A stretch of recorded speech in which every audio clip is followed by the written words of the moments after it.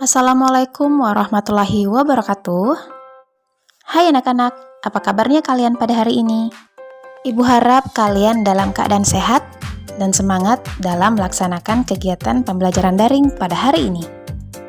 Hari ini kita akan mempelajari materi tema 1, subtema 1, khususnya pada muatan pelajaran ilmu pengetahuan alam.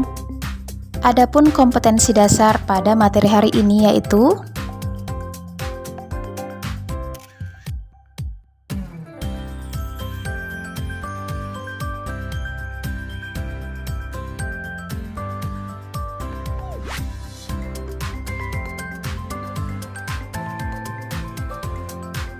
tujuan pembelajaran kita pada hari ini adalah 1.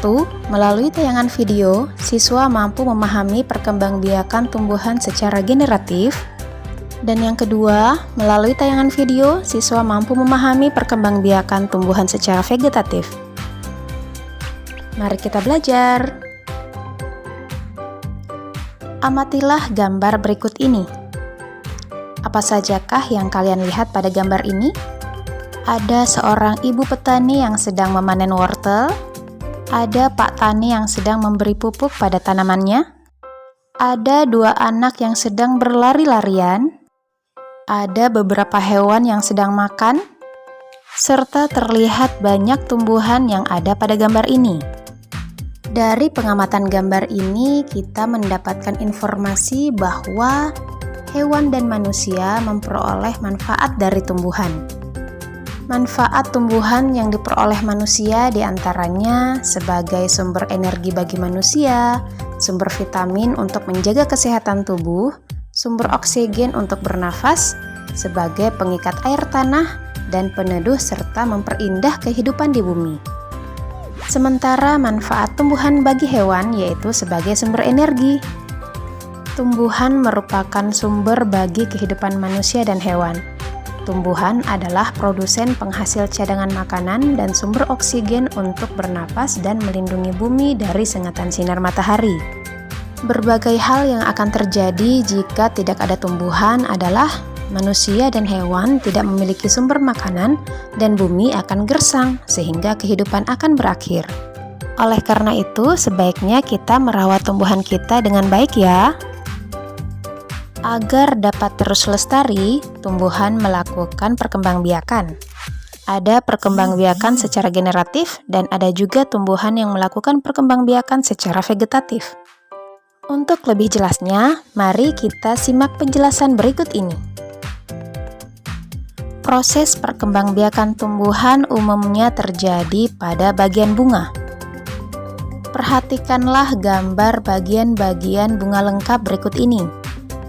Ada mahkota bunga, kepala sari, tangkai sari, kepala putik, tangkai putik, benang sari, bakal biji, kelopak, dasar bunga, dan tangkai bunga. Apa sajakah fungsi dari bagian-bagian bunga ini khususnya untuk proses perkembangbiakannya? Mari simak penjelasan berikut ini. Perkembangbiakan generatif atau perkembangbiakan secara kawin terjadi melalui proses penyerbukan dan pembuahan. Perkembangbiakan generatif pada tumbuhan diawali dengan penyerbukan, yaitu melekatnya atau jatuhnya serbuk sari pada kepala putik. Setelah terjadi penyerbukan, pada serbuk sari tumbuh buluh serbuk sari yang menuju ke ruang bakal biji. Kemudian, serbuk sari akan masuk ke ruang bakal biji melalui buluh serbuk sari. Di dalam ruang bakal biji terjadi proses pembuahan, yaitu peleburan antara serbuk sari dengan kepala putik. Serbuk sari merupakan sel kelamin jantan atau yang disebut spermatozoid, sedangkan kepala putik merupakan sel kelamin betina atau yang disebut sel telur. Setelah terjadi proses pembuahan, maka menghasilkan zigot. Zigot berkembang menjadi lembaga. Lembaga berkembang menjadi bakal biji. Bakal biji berkembang menjadi biji dan bakal buah. Kemudian, bakal buah berkembang menjadi daging buah. Lembaga yang berada di dalam biji merupakan calon tumbuhan baru. Contoh tumbuhan yang berkembang biak secara generatif antara lain ada padi, mangga, durian, dan jambu. Jadi kalian sudah tahu kan bahwa proses perkembangbiakan tumbuhan secara generatif itu terjadi pada bagian bunganya, di mana benang sari yang merupakan alat kelamin jantan sedangkan putik merupakan alat kelamin betina. Tidak semua tumbuhan memiliki benang sari dan putik dalam satu bunga. Tumbuhan yang memiliki benang sari dan putik dalam satu bunga disebut bunga sempurna.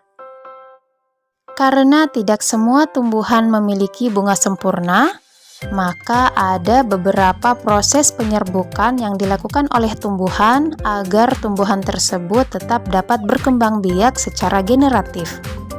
Berdasarkan asal serbuk sarinya, penyerbukan dibedakan menjadi 4 jenis. Yang pertama, penyerbukan sendiri. Artinya, serbuk sari dan kepala putik berasal dari bunga yang sama. Yang kedua, penyerbukan silang. Artinya, serbuk sari berasal dari tumbuhan lain yang sejenis. Yang ketiga, penyerbukan tetangga. Artinya, serbuk sari berasal dari bunga lain tetapi masih sepohon. Dan yang keempat adalah penyerbukan bastar. Artinya, serbuk sari berasal dari tumbuhan lain yang berbeda jenis. Berdasarkan proses perpindahan serbuk sari, terdapat bermacam-macam proses penyerbukan.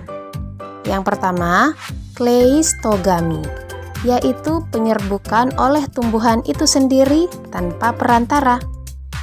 Yang kedua, anemogami, yaitu penyerbukan dengan bantuan angin. Yang ketiga, zoidiogami, yaitu penyerbukan dengan bantuan hewan. Yang keempat, hidrogami, yaitu penyerbukan dengan bantuan air. Dan yang kelima adalah antropogami, yaitu penyerbukan yang sengaja dilakukan manusia yang terjadi pada bunga vanili dan beberapa jenis bunga anggrek. Berikut manfaat perkembangbiakan generatif pada tumbuhan. Yang pertama, tanaman yang melakukan perkembangbiakan generatif menghasilkan bibit yang mempunyai akar dan batang yang kuat. Yang kedua, tanaman yang melakukan perkembangbiakan generatif dapat menghasilkan varietas baru pada tanaman unggul. Manfaat yang ketiga, tanaman yang melakukan perkembangbiakan secara generatif dapat melestarikan keanekaragaman hayati. Manfaat keempat, tanaman yang melakukan perkembangbiakan secara generatif dapat menghasilkan tumbuhan yang lebih tahan terhadap hama. Manfaat kelima, tanaman yang melakukan perkembangbiakan secara generatif akan membuat tumbuhan memiliki sifat adaptasi yang tinggi terhadap lingkungan, sehingga dapat menyesuaikan dirinya terhadap segala perubahan yang terjadi di sekitarnya. Manfaat yang keenam, tanaman yang melakukan perkembangbiakan secara generatif pada tanaman akan memiliki umur yang lebih panjang. Dan manfaat yang ketujuh, tanaman yang melakukan perkembangbiakan secara generatif pada tanaman tersebut akan memiliki struktur batang yang kokoh. Contoh tumbuhan yang melakukan perkembangbiakan secara generatif yaitu ada salak, vanili, durian, mangga, padi, kedelai, jagung, jambu biji, jambu air, jambu monyet, pepaya, kangkung, kacang panjang, kacang tanah, kopi, rambutan, kelapa, jeruk, dan alpukat. Ayo mengamati. Coba kalian amati lingkungan di sekitar kalian. Temukanlah satu jenis tumbuhan yang sedang berbunga. Gambarkan bagian-bagian bunga tersebut dan tuliskan cara penyerbukannya pada kolom berikut ini. Kegiatan pengamatan ini dapat dibantu oleh orang tua atau kakakmu ya. Hasil pengamatanmu dituangkan dalam bentuk kolom dan dikerjakan pada kertas HVS. Buat gambar yang menarik ya, tentunya disesuaikan dengan bentuk bunga aslinya. Selanjutnya kita akan membahas tentang perkembangbiakan tumbuhan secara vegetatif. Coba anak-anak perhatikan gambar berikut ini. Ada gambar nanas, bawang, dan pohon pisang.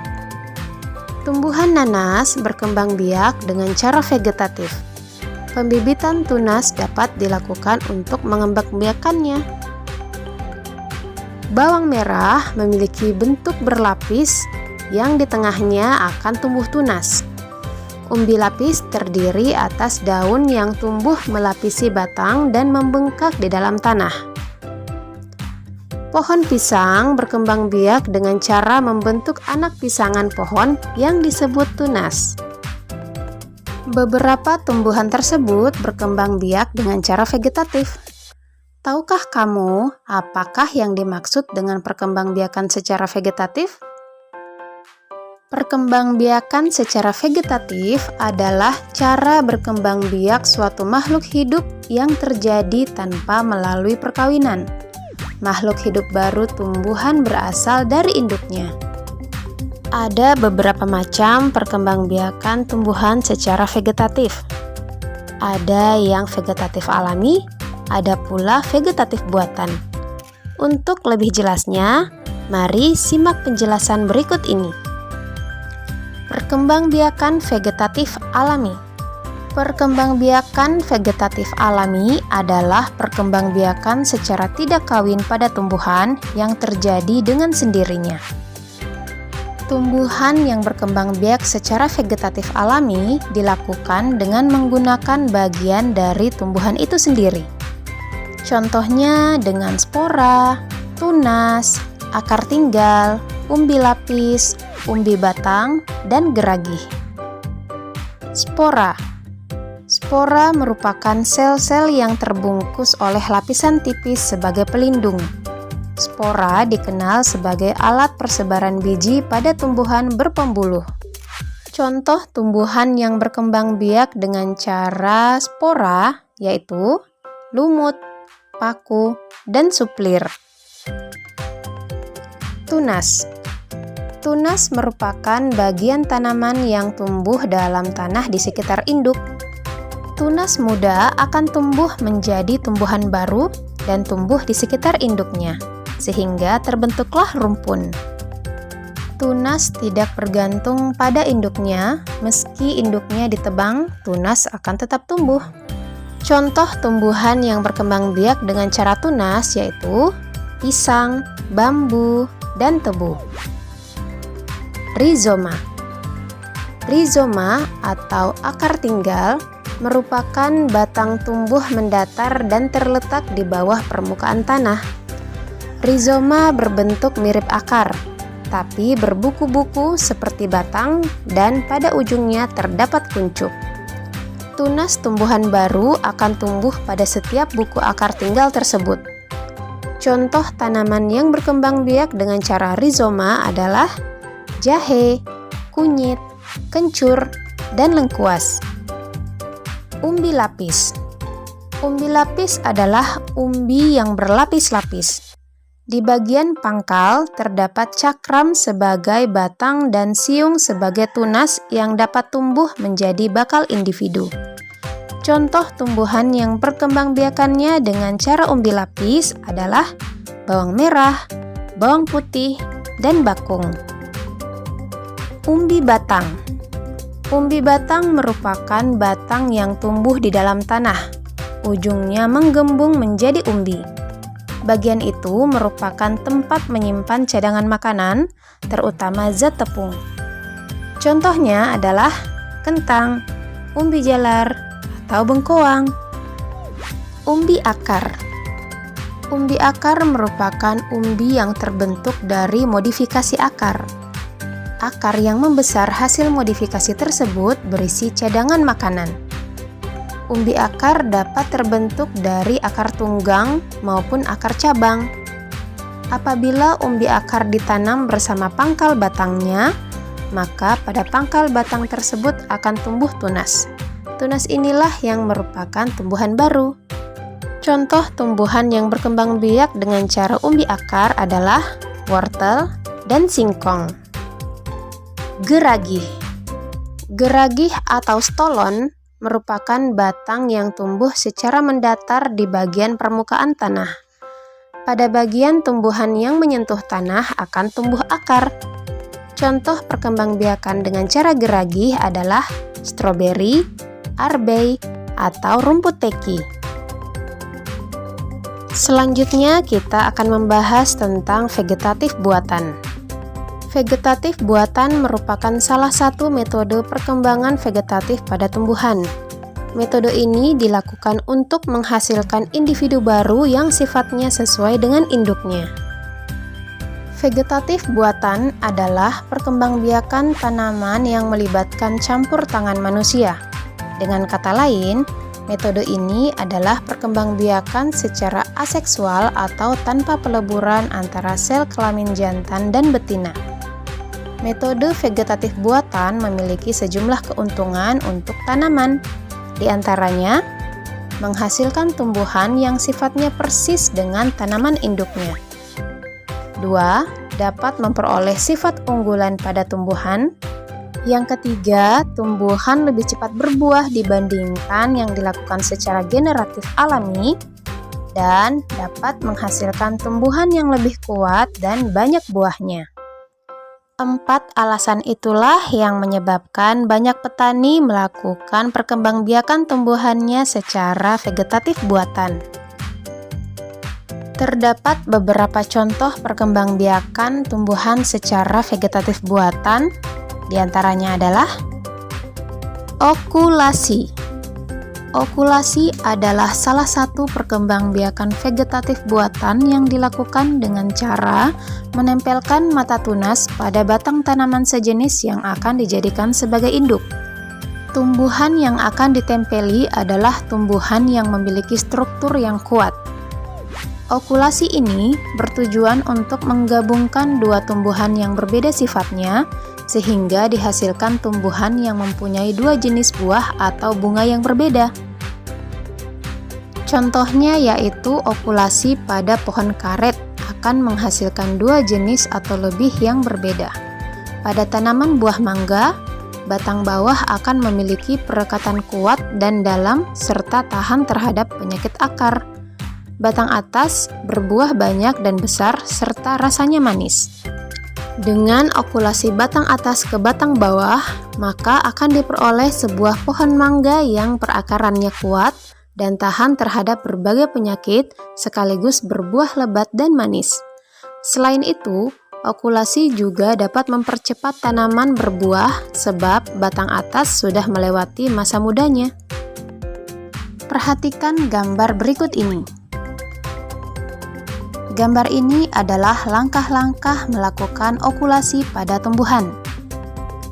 Pertama, silahkan ambil mata tunas pada tanaman 1. Pada tanaman 2, sayat kulit batang hingga membentuk seperti juluran lidah, kemudian potong setengah kulit yang menjulur. Tempelkan mata tunas ke batang tanaman 2 yang kulitnya telah disayat dan dibuka sebagian. Terakhir, tutup kelebihan kulit batang dengan tali plastik.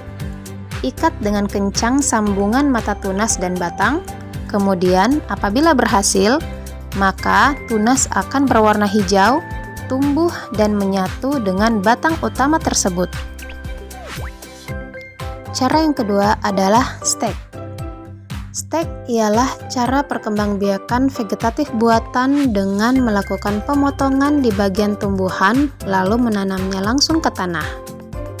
Agar potongan tumbuhan tersebut dapat tumbuh, maka bagian tumbuhan yang di stek tersebut kita pilih tepat pada mata tunas serta tanamlah pada tanah yang humusnya dengan memperoleh suplai air serta yang cukup memadai.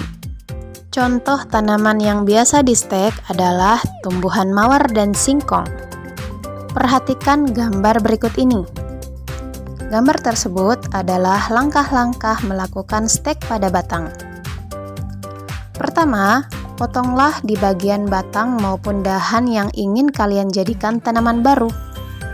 Lalu, tanamlah dahan yang sudah dipotong tersebut ke dalam pot maupun yang sudah diberikan tanah yang subur seperti humus dan lainnya.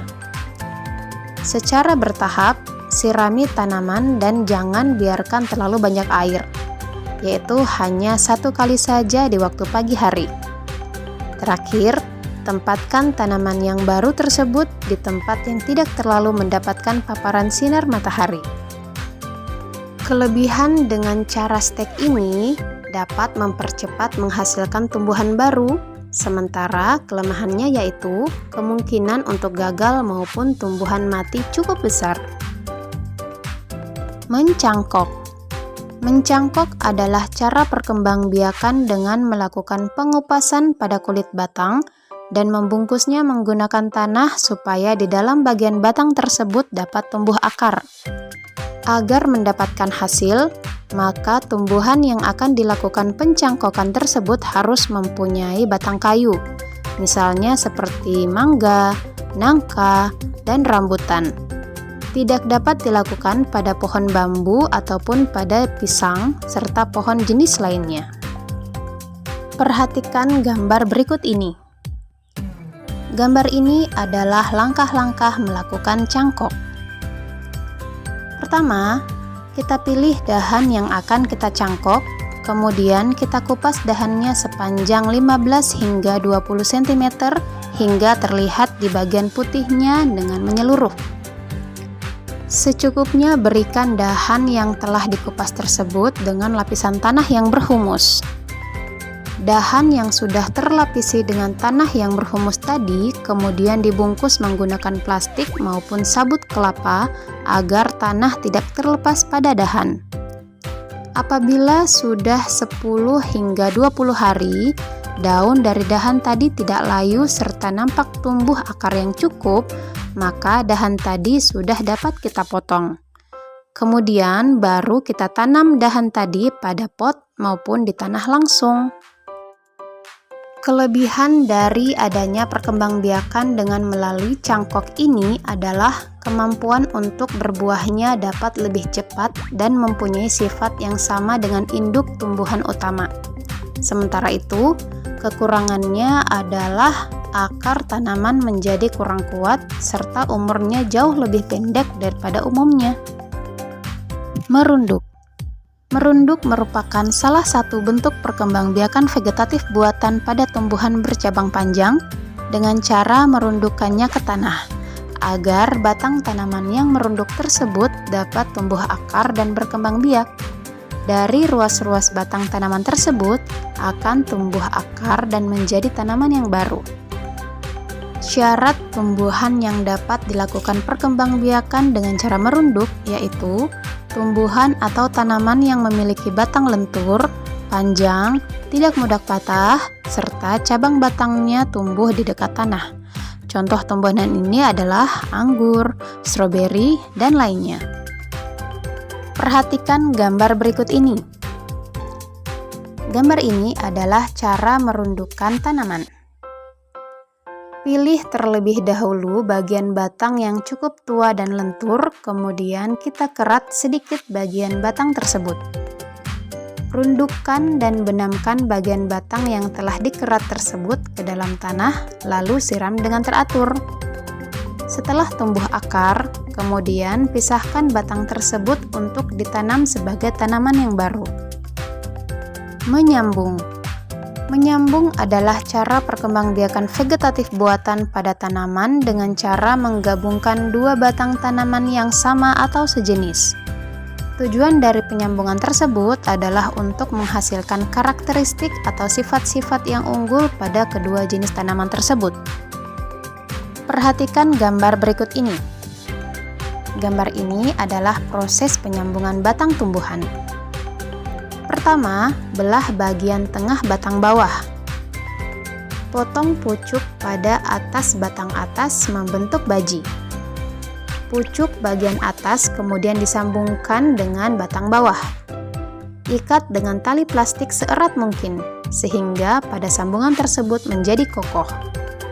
Terakhir, diamkan hingga kedua bagian batang tersebut dapat menyatu. Kemudian, sirami dan beri pupuk secukupnya. Kultur jaringan. Kultur jaringan merupakan sekelompok sel yang memiliki bentuk dan fungsi yang sama. Hal ini karena pada kultur jaringan berarti membudidayakan suatu jaringan tanaman menjadi suatu tanaman yang baru yang memiliki sifat seperti induknya. Contoh tanaman yang dikembangbiakan secara kultur jaringan yaitu anggrek, pisang, kelapa sawit, kecambah tanaman hias, tebu, dan kerisan. Ayo mengamati. Nah, tadi kalian telah menyimak penjelasan tentang berbagai jenis cara perkembangbiakan tumbuhan secara vegetatif, baik vegetatif alami maupun vegetatif buatan. Ada 8 macam perkembangbiakan tumbuhan secara vegetatif alami dan ada 6 macam perkembangbiakan tumbuhan secara vegetatif buatan. Nah, sekarang silahkan buat tabel seperti contoh berikut ini. Tabel ini terdiri dari 3 kolom. Ada kolom nama tanaman, kolom cara perkembangbiakannya, dan kolom penjelasan atau keterangan. Untuk pengisian awalnya, silahkan kalian mengisi di kolom tengah yaitu cara berkembang biak. Silahkan kalian tuliskan 8 jenis cara perkembangbiakan tumbuhan secara vegetatif alami ditambah 6 cara perkembangbiakan tumbuhan secara vegetatif buatan. Setelah semua kolom tengah terisi, silahkan kalian pilih masing-masing contoh tumbuhannya yang dapat dikembangbiakan dengan cara tersebut. Jadi, pilihan salah satu contoh tanaman tersebut dituliskan pada kolom sebelah kiri yaitu nama tanaman. Nah, yang terakhir adalah kolom sebelah kanan yaitu penjelasan atau keterangan.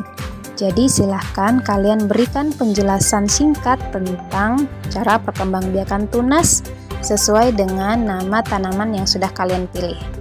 Kalian bisa lihat contoh pengisiannya pada gambar ini ya. Kerjakan pada buku catatan kalian. Sungguh hebat semua tumbuhan yang diciptakan Tuhan Yang Maha Esa. Tiap tumbuhan memiliki cara yang unik untuk menjaga kelestariannya. Melestarikan tumbuhan merupakan salah satu wujud rasa syukur kepada Tuhan Yang Maha Esa. Tahukah kamu bahwa tumbuhan tidak saja bermanfaat sebagai sumber makanan bagi kehidupan makhluk hidup, akan tetapi ada manfaat lainnya dalam kehidupan kita? Yuk kita cari tahu. Manfaat tumbuhan bagi manusia yang paling dasar adalah tumbuhan menyediakan oksigen. Tanpa tumbuhan, manusia dan hewan tidak akan memiliki udara segar untuk bernafas. Melalui proses fotosintesis, tumbuhan melepaskan oksigen kembali ke atmosfer. Manfaat tumbuhan bagi manusia berikutnya yaitu mengatasi polusi udara. Hal ini karena pohon menghasilkan oksigen, sehingga semakin banyak pohon yang ditanami, maka semakin banyak pula oksigen yang ada di udara, sehingga dapat meningkatkan kualitas udara kita. Manfaat berikutnya adalah tumbuhan dapat meningkatkan kualitas tanah. Tanaman dan pohon sangat penting untuk menjaga kondisi tanah yang baik. Akar dan mikroorganisme yang hidup di sekitar akarnya menyatukan tanah, mengurangi kemungkinan erosi tanah. Ketika daun jatuh dari pohon dan ketika tanaman mati, mereka akan membusuk. Dan hal ini dapat menyuburkan tanah dan memungkinkan tanaman lain untuk tumbuh dan berkembang. Manfaat berikutnya adalah dapat mempengaruhi iklim. Karbon dioksida merupakan salah satu gas rumah kaca utama yang berkontribusi terhadap perubahan iklim. Tumbuhan mengambil karbon dioksida dan melepaskan oksigen melalui proses fotosintesis. Saat hutan ditebang atau dibakar, sejumlah besar karbon yang telah disimpan di jaringan tanaman dan tanah akan dilepaskan ke atmosfer. Itulah pentingnya kita melestarikan hutan, agar perubahan iklim yang terjadi saat ini tidak terlalu ekstrim dan dapat diperbaiki. Tumbuhan dapat mengatur siklus air. Tanaman mengambil air melalui akarnya dan melepaskan uap air melalui pori-pori kecil di bagian bawah daunnya. Melalui proses transpirasi ini, tanaman juga membantu mengalirkan air dari tanah kembali ke atmosfer. Maka siklus air akan terjaga. Tumbuhan memainkan peran penting dalam penemuan obat baru dan banyak obat blockbuster diturunkan baik secara langsung maupun tidak langsung dari tanaman. Penting bagi kita untuk melindungi keanekaragaman hayati tanaman agar penemuan obat baru dapat dilakukan di masa depan. Ini berdampak besar pada kesehatan dan juga keuntungan ekonomi. Tanpa tumbuhan tidak akan ada makanan. Semua karbon dalam protein, lemak, dan karbohidrat berasal dari fotosintesis pada tumbuhan. Segala sesuatu yang kita makan, termasuk daging dari hewan, itu pun berasal dari tanaman yang mereka makan. Yuk kita baca teks berikut ini. Tumbuhan sumber karbohidrat, protein, dan vitamin. Manusia dan hewan memerlukan makanan untuk melakukan aktivitas sehari-hari. Oleh karena itu, jenis tumbuhan yang banyak mengandung sumber energi perlu dikonsumsi setiap hari. Ada beragam jenis tumbuhan yang mengandung karbohidrat seperti padi, jagung, dan umbi-umbian. Manusia dan hewan juga memerlukan makanan yang cukup mengandung protein untuk pertumbuhannya, seperti untuk tumbuh tinggi, besar, dan mengganti sel-sel yang rusak dalam tubuh. Ada beragam jenis tumbuhan yang mengandung protein sehingga membuat kita tumbuh sehat. Tumbuhan tersebut adalah kacang kedelai yang terdapat pada tahu dan tempe, kacang tanah, kacang merah, kacang hijau, serta jenis kacang-kacangan lainnya. Manusia membutuhkan jenis makanan yang mengandung vitamin.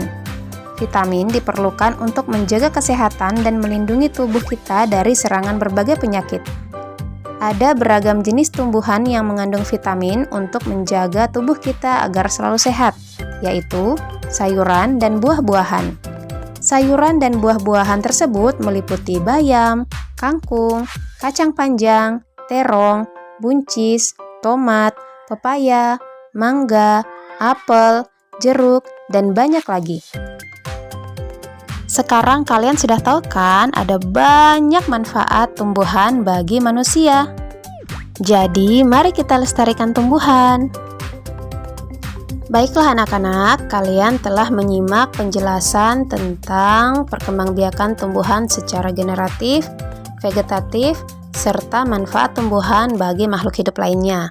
Sebelum kita mengakhiri pembelajaran, yuk kita simak rangkuman materi pada hari ini. Tumbuhan melakukan perkembangbiakan untuk melestarikan populasinya.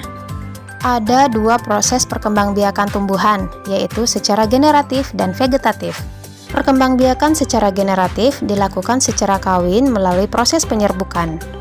Perkembangbiakan tumbuhan secara vegetatif ada dua jenis, yaitu vegetatif alami dan vegetatif buatan.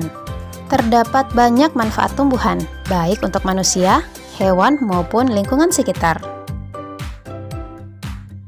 Baik anak-anak, setelah kalian menyimak penjelasan hari ini, maka untuk menguji kemampuan kalian, silahkan kalian kerjakan soal-soal uji kompetensi berikut ini.